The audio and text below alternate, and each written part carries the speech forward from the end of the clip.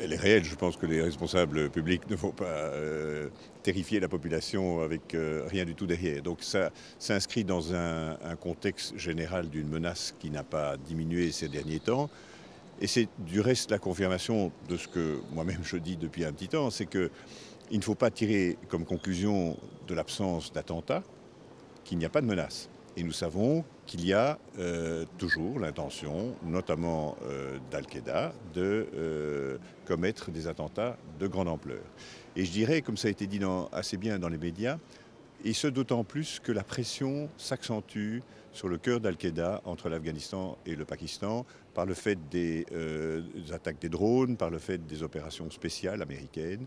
Et donc ils ont, d'une certaine manière, parce qu'ils sont en grande difficulté, besoin d'essayer de retrouver une certaine crédibilité en cherchant à commettre un attentat.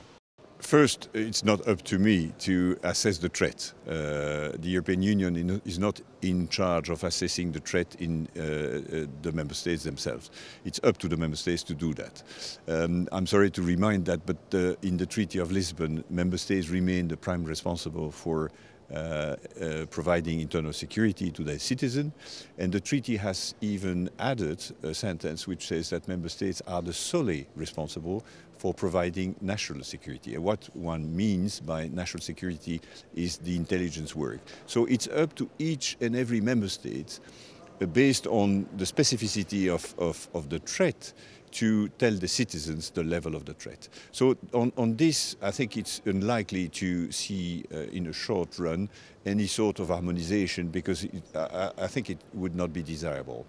What you might raise is the question whether we could not improve slightly the communication in a way, because in a free movement zone like the Schengen area, a Belgian citizen is likely to go to the UK and a Brit to France and so forth. And therefore, it's not always easy to understand what red or serious threat means for a non-national. And therefore, I think, and I know that ministers might discuss this aspect, but it won't lead to an harmonization of the threat level. The way I see the threat, and it's probably oversimplified, but it's that it's no longer, unlike on 9/11, a central organization like Al-Qaeda able to mount a major attack of the sort of what we've seen on 9/11. We still have Al-Qaeda core, Al-Qaeda central, somewhere in Afghanistan, Pakistan, but they are under heavy pressure from drones attack, from US special forces.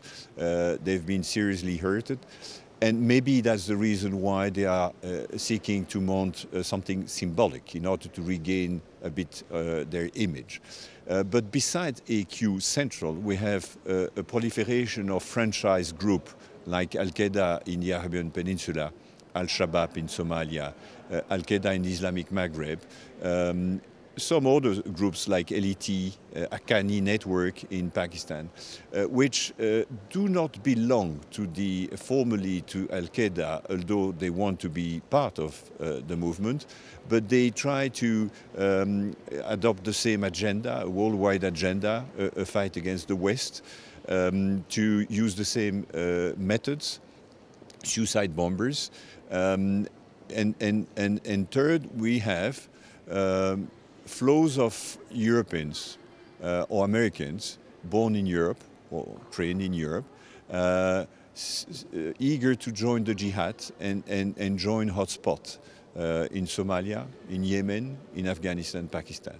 And this is worrying, because having a passport from one of our member states, being what we call clean skin, i.e. not known by the police, these people may fly under the radar and not be easily detected.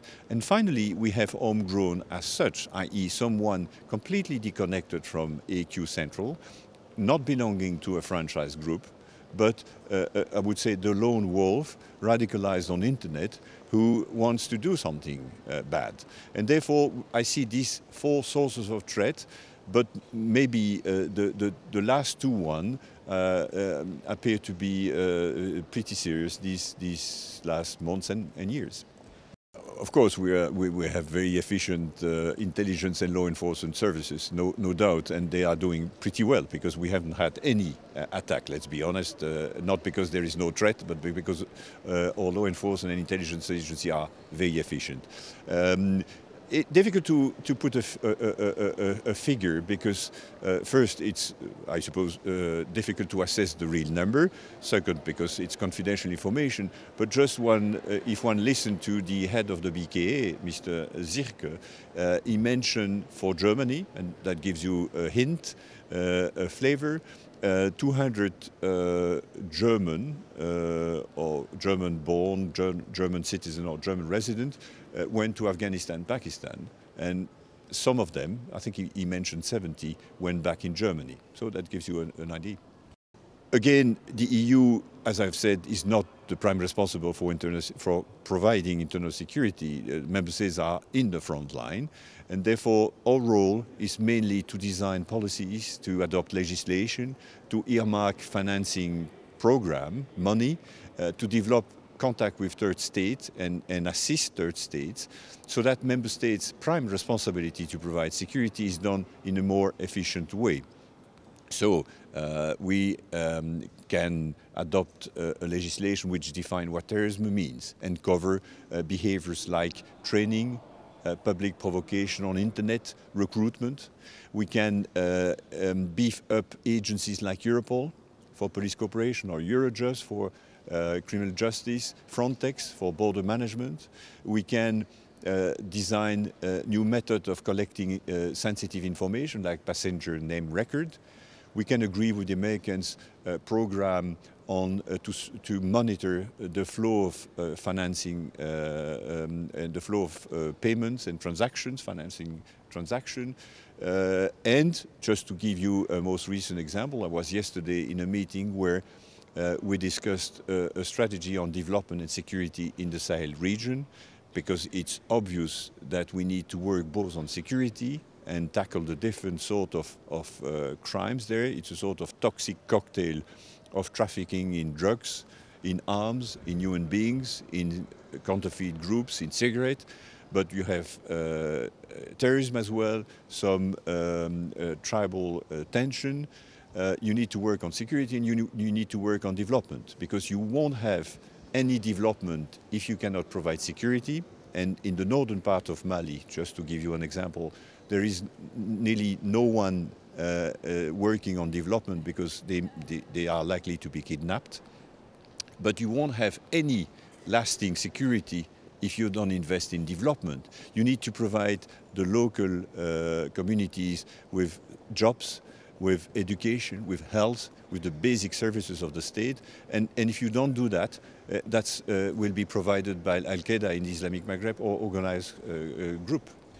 Our contribution is to create the framework within which member states do share information. So mostly facilitate the sharing of information between the law enforcement agencies, create a framework within which prosecutors share information, design mechanism. I mentioned PNR, but we have also designed mechanism to facilitate this, what I would call information sharing environment.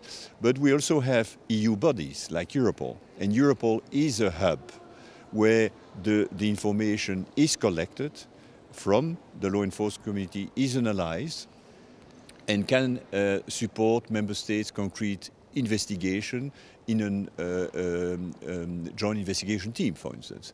We have the same at Eurojust for information coming from prosecutors. And in this house, in the Council of the European Union, we now have a situation center where we digest strategic intelligence coming from the intelligence agency, i.e. the external one, the security services, the internal security services, military intelligence, open sources, information coming from Europol, so that we can provide policymakers, ministers, senior civil servants with the best assessment of the threat, but also on the modus operandi. What do we know about the role of internet? What do we know on the threats raised by Al-Qaeda in Islamic Maghreb? What do we know about the role of women in terrorist attack? What do we know about the sort of fertilizers used to build improvised explosive devices, and so forth? Diversifié. On a effectivement le cœur d'Al-Qaïda, mais qui est en grande difficulté à procéder de la même manière. On a aussi, et ce qui nous préoccupe beaucoup, des mouvements d'Européens, de personnes nées chez nous, qui sont détenteurs d'un passeport, se revendiquent d'Al-Qaïda, qui ne sont pas directement en lien